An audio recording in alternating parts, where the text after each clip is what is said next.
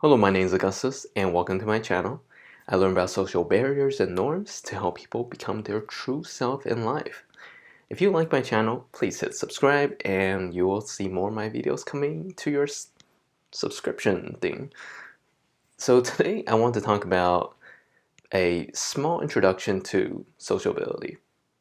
If you're on the path of trying to go from being not having too much social skills all the way up to being able to be part of a community, this is one of the things that I see as a journey.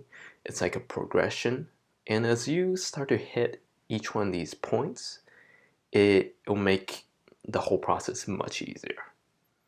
And this is the overview, the progression that I feel like people should be kind of approaching as they go through this whole path. It might take a little bit, but it's worth it. So I have my 4 points here that I want to go over.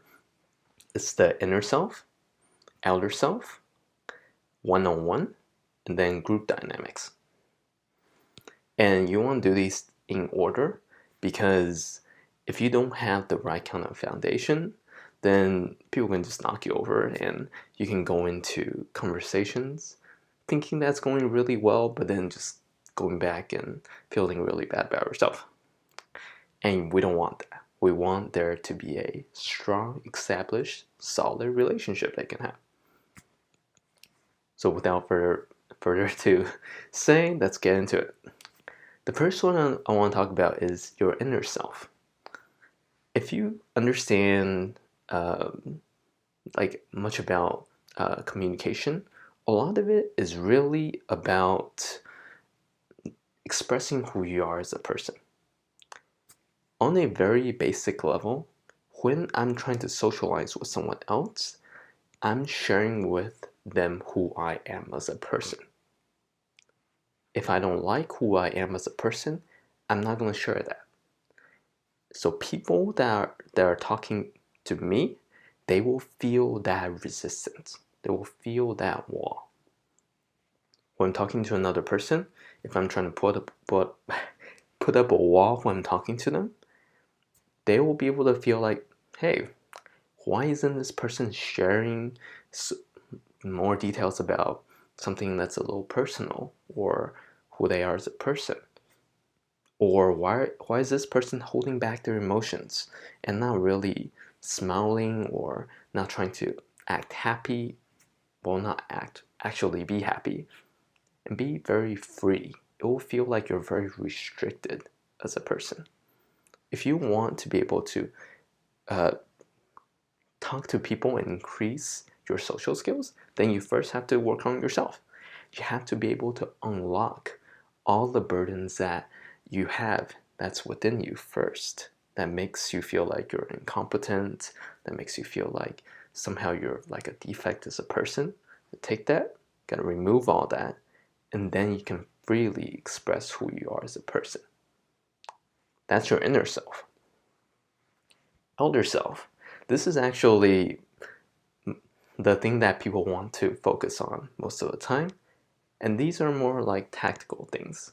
These are like, oh, if I can just do such and such body language or try to mirror someone else's body, the way that they do things, they'll like me more. And some of it works. Yeah, it does. But understand that these are tactics. You can't mirror someone's body language into a good relationship with them. Because what relationships are is there's really that connection that you need with the other person.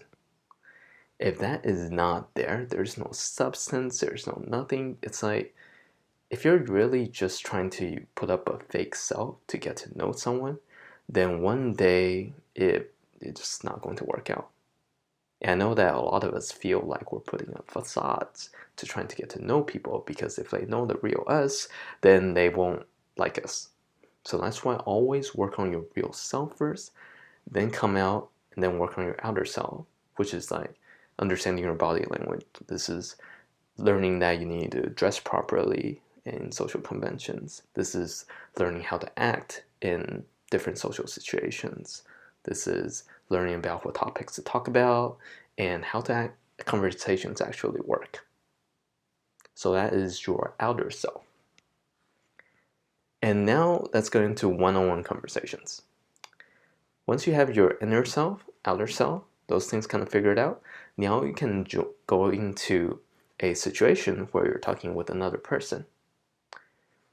The reason why I single this out with one person versus a group dynamics is that it changes so much between when you're talking one-on-one to a group.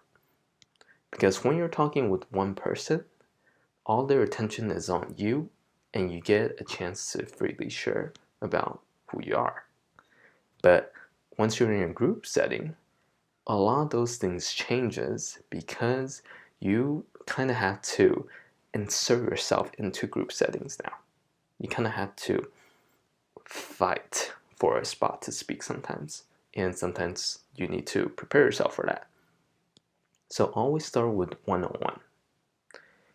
And with one-on-one conversations, this is really where you practice empathy. You practice reading and responding to the person.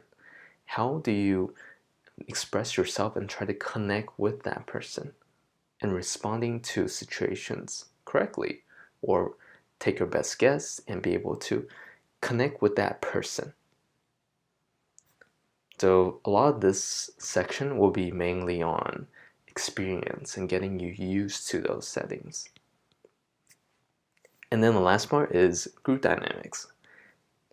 When you're just talking to one person, the dynamic is really simple. It's you and the other person. And sometimes you talk, sometimes the other person talks.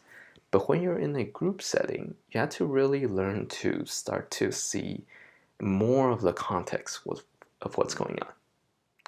With one-on-one, there's less things to notice. But in a group setting, sometimes you need to understand, like, oh, maybe this guy is trying to say something and this person didn't get that much chance, and this person's trying to talk a little more and be a little more aggressive because this person wants to talk. This person is talking much faster, and that's his pace. And then maybe this other girl is trying to make sure that the group is in harmony, so she's trying to kind of put out fires a little bit. So she is trying to make sure that everyone's on the same page and everyone likes each other. So that's the way that she is trying to approach the situation. Or maybe this one other guy actually wants to impress the other girl. So he is like, oh shoot, I'm like a really cool person, and I want to make sure that this girl likes me. So seeing this group dynamics, this is where you start to navigate, start to look into between the lines, so you know how to act in certain situations. So in terms of progression, I feel like one kind of adds on top of the other. Don't feel overwhelmed if you're looking at this. Take one step at a time. If you just master even just the very foundation of inner self, it'll be excellent. It'll be amazing, because having that core foundation, it will accelerate your growth so much. But for this one, I really just want to talk about what the process is for getting to be more sociable. And for each one, there will be different lessons. And yeah, that's pretty much what I want to talk about. With that being said, there's not really an application for this one, except keep going and just try to really understand why you are doing what you're doing. Just try to be more sociable, stay strong, stay healthy mentally, take care of your mind, and feed yourself good information, things that will kind of propel you to keep on going. And I will see you guys next week. Take care. Oh, they're wrong. Okay. Cool. Well, that was long. This thing hit 10.